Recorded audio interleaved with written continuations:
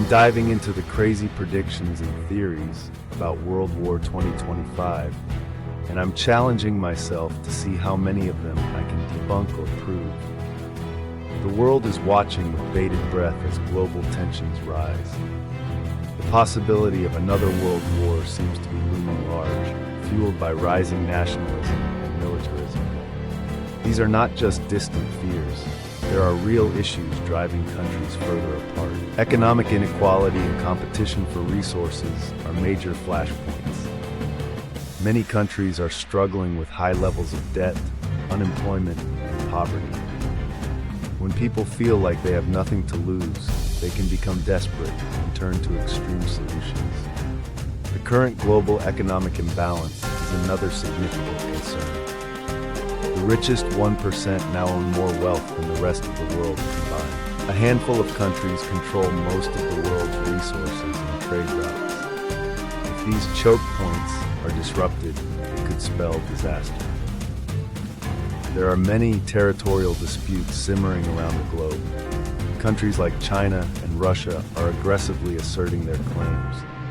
If these tensions boil over, it could have catastrophic consequences.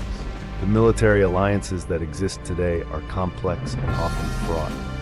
For example, NATO and its expansion into Eastern Europe have raised concerns in Russia. These alliances were meant to provide security, but can actually increase the risk of conflict.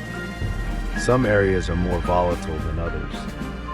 The South China Sea, Eastern Europe, and the Middle East are at the center of many disputes. These hotspots could erupt into full-blown conflicts.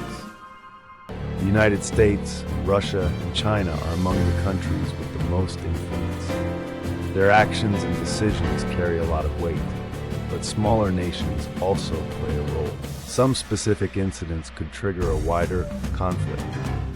A major cyber attack on critical infrastructure could cause chaos. A miscalculation by a nation's military could quickly spiral out of control. The world is interconnected. Instability in one region can spread quickly. This could lead to a much broader conflict. History has shown us that the line between local and global conflicts can be very thin. The possibility of another world war feels very real. If we do not address these underlying issues, the risk of conflict will only continue to grow. Let's recap what we've covered: rising tensions, inequalities, and areas at risk. We need to take these issues seriously. What do you think about the possibility of World War 2025? Share your thoughts in the comments. For more on global issues and their impact, check out my other videos.